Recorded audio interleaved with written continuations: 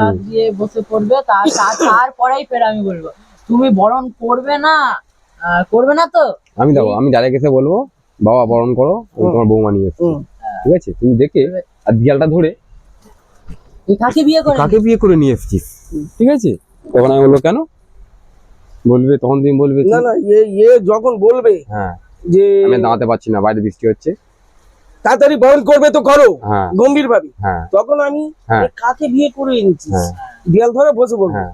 আর ও তখন দিয়া ধরে না, তখন তুমি ওর সাথে আবার একটা কথা বলবে, এই যে সঙ্গে সঙ্গে কাপড় দেবে না, তুই তো এই তো মাসি নিয়ে এসছিস, হ্যাঁ তাই এ তো তোর সঙ্গে আমারও সব লন্ডভন্ড করে দেবে।